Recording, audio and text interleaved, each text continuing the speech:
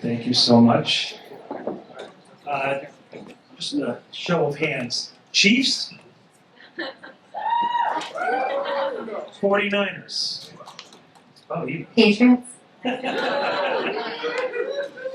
2025? Hi, everyone.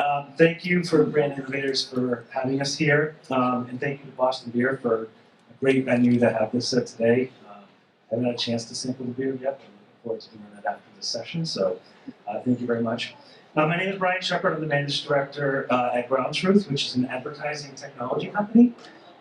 We observe real-world behavior, and we work with clients and brands to turn those into real business results. So basically, these phones you carry around in the real world tell us a lot about where you are, what you're interested in, and we work with clients to drive ROAS, basically, return on ad spend on the goals that you have. We've worked with a handful of clients in here. We'd love to work with more, so definitely seek us out. We'd love to talk to you. I'm delighted to host this panel and speak with Elizabeth, who is Sperry's Chief Marketing Officer and General Manager of Ecommerce, which is two big jobs. I have one job. I don't know how you do two.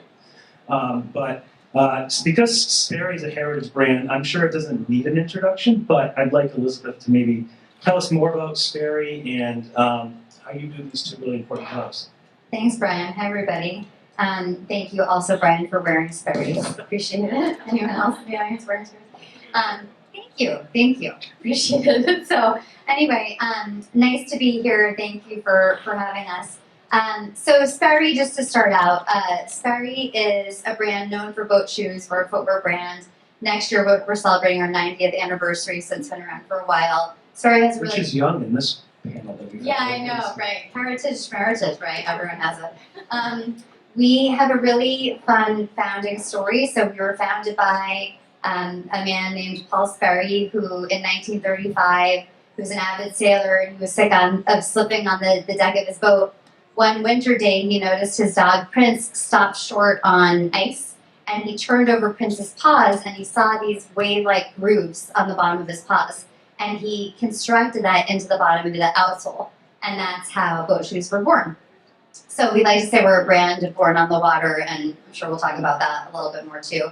As Brian said, I lead the marketing team and the ecom team.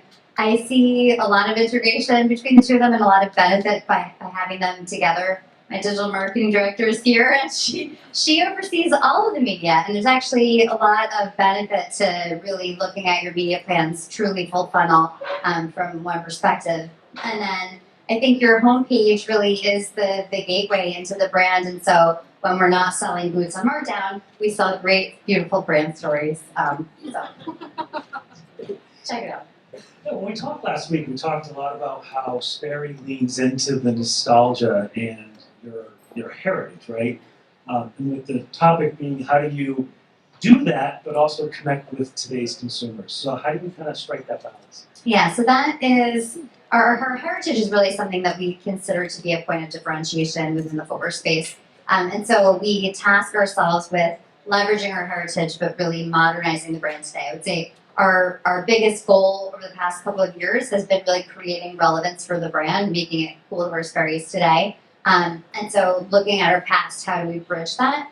One way is through product collaborations. I know lots of brands also spoke about product collaborations today. But what we find is we do product collaborations similar to others to drive brand heat and excitement and energy, PR, hits, etc. But we also work with partners who have an authentic story and connection to the brand. Oftentimes, these partners have grown up specifically in New Jersey for some reason wearing Sperry's. So we're able to tell that story. We just did a product collaboration. I'm actually wearing the product with a guy named Chris Echevarria. He is a designer, really like a rising star. He has his own label called Blackstock and Weber. He also has now an apparel line called Academy. And so he did his take on the boat shoe, and it paid off our heritage in a few different ways. First, it's handcrafted in Maine, so we told this craftsmanship story, and our boat shoes are handcrafted, and so there's also a lot there that sort of ties into our legacy from the product itself. We leaned into the vintage aspect of the brand, and he actually had us recreate vintage ads using his shoes and using his apparel. So that was pretty cool. And then we actually launched the product in a store called Kith I don't know if anyone knows Kith. It's like if you sell shoes, you want to sell shoes in the store because it's the purveyor of cool. And we were able to do a build out in their New York City Soho store. And in that space, we really brought to life both our past. We had the sort of look and feel was like a country club's locker room. And there were vintage ads on the wall and a lot of pieces of our sort of past. But then there was also a picture of Chris from when he was little. So it was sort of the like, we know we're a brand that gets passed down from generation to generation, and we use this, really exciting and energy-driving moment to really tell that story of, Chris growing up in them, and now he's wearing them and putting his take on them, and, that's how it gets passed along. Wow, great story. I thought one of the things that was really cool that you talked about was this you mentioned it, the identification with water. You specifically said all for water and water for all. Can you share with everybody how you've embraced that and get your legacy as a boat shoe? I just think it's an interesting story. Yeah, so we're a brand born on the water. You just heard the story, and so we decided to, again, how do you take that heritage and make it feel relevant for today? So we did some consumer research, and we really leaned in and understood how do people feel about the water, and the feelings were really, really positive. And we've taken that and run with it and are creative and everything else. But then we also used it to establish a brand purpose platform, which we didn't really have before. And this was something that everyone rallied behind, both consumer facing as well as for the employee base. This was such a strong proposition for us. So we created a purpose platform that we call All for Water, Water for All. All for Water is that we need to protect the world's greatest playground, our waterways, and so we make sustainable product, and that's how we achieve that. Water for All is the belief that everyone everywhere should have access to and feel welcome on the water. But we know that, especially in the US, the water is not an equitable space. And so we did some work around, well, how can Sperry help? How can we take action? How can we tell that story? So one year we created a docuseries with a media podcast company called Playmat. I'm not sure if you've heard of them, but they're awesome. They helped us create a docuseries called Reclaim Your Water, and it talked about 3 different Black entrepreneurs that were making a difference in their local communities, trying to get people on the water.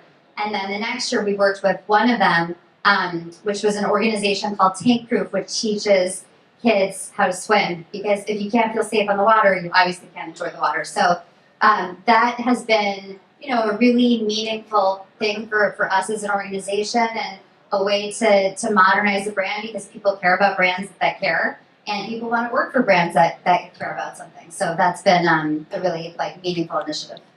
That's great. Getting back to today's consumer, I think about today's consumer. I actually have 4 kids, so I also look at tomorrow's consumer, and they're very picky. They're very particular. I asked my daughter what she wanted for Christmas. She said, I want a Stanley Cup. And I said, okay, but I want a red one. I couldn't find a red one. So, and the other color wasn't going to do. When we talked, our marketing manager actually has a pair of Sperry's that are Jaws. It's the movie Jaws, and they're very specific. So when I think of today's consumer and how particular and how, especially in the shoe industry, right, where sneakers, you can go on and customize your own sneakers. So how do you at Sperry sort of balance that, be kind of one-to-one, hit that demand? I would say, we did customization a number of years ago, and we haven't done it in a while, more for back-end fulfillment challenges, frankly. We've done more customization efforts at events. It's a great way to get someone excited about product sort of live in the moment. But we do use, collaborations like Jaws or special sort of limited edition packs to really energize customers. So we use it both to drive list growth, like sign up for early access, and we'll get people's email addresses and SMS if the collection is enticing enough. But then we also use it just to retain customers, come back, there's something new and exciting. So it's a great way of creating that energy and reason to come back to shop. Our CMO likes to say, CFOs don't care about likes, focus on what drives business results. And so we've heard a lot today about companies that are using social media and other things, which, again, are great. You have to build the brand. But at the same time, there's a lot of pressure to do sales. People may remember late last year, the Solo Stove campaign. People don't know, Snoop Dogg decided he was going to go smokeless, and Solo Stove created a pretty clever campaign around that. It garnered a lot of likes, it garnered a lot of attention, but it didn't hit sales goals, so the CEO was fired. So how do you sort of balance that struggle of doing interesting, fun, brand connecting campaigns, but also driving financial results? If I had the answer to this question, I will say, it's something that we've struggled with too at Sperry, and I think it's tough because if you don't drive sales, you're in trouble. But if you don't invest in the brand, you're also in trouble. And for those that don't know, Sperry was just sold to Authentic Brands Group, which I think puts a bit of an exclamation point on the importance of investing in the brand and giving your marketing team money. But I think investing in the brand, I would think about it in a few different ways. One, you have a contract with your leadership, the CFO or whoever sort of is holding the purse strings, and that's your measurement plan. And so, if the goal is not to drive sales in the near term, but it's to drive awareness or it's to drive lift some other metric, you need to agree on those metrics and hold hands that that's what you're going to track and that's what's going to be the measure of success. So I think that's really, really important. I think two, bonus if those metrics actually do drive sales to some degree. So we ran last year a campaign in connected TV, which was with brand upper funnel dollars. And while it was running, we drove a 20% lift in organic traffic to the site. So that was one metric where, hey, people are actually responding to this and taking action and checking us out, even if they're not ready to buy right away. We're getting them thinking about it. So I think that's another key aspect. And then there's something else Brian sent me before we came here today, an article about the Solo Stove. And the point of view in the article was that the ad and the activation was pretty negative. And we actually measured some of our creative using another company that basically made the case for the more emotionally intense your ad is and the positive emotions it evokes, the stronger it's predicted to perform. And so I think that's also something to think about. Sperry is a brand that really embraces the joy of living, and we measured and could see the moments when we sparked those really, positive happiness emotions. And so I think, as you think about the angle, being disruptive is also great, but you want people to have a good taste in their mouth, not like a smoky taste in their mouth. Right. Thinking again about today's consumers, we all, as a brand, you need to survive with new customers. What are the challenges that exist of trying to speak to those new customers while at the same time keeping the legacy, older demographic customer that keeps coming back happy and making it feel like you're not selling out or ignoring them? What challenges exist in trying to keep that balance? That's something we thought a lot about because we've challenged ourselves to recruit a younger consumer. And anytime I shared any sort of, here's our media target, I always was asked by senior leaders, how are you going to keep the old guys coming back? Not you, Brian. The others. And I think what I sort of learned on my journey at Sperry is to think more in the context of who is the Sperry fan? And what makes someone love the brand? And how do you tap into that in a way that really transcends ages and demographics, but sort of taps into that truth of what makes someone a fan of your brand? And, a couple of things come to mind of things that we've done. A few years ago, we had a Sperry sock debate. And you go to Google and you put your brand in and you see the questions that come up. People say how do you tie your boat shoes for Sperry? Or, how long do Sperry's last? And then how do you wear them? Do you wear them with socks is a question that always comes up.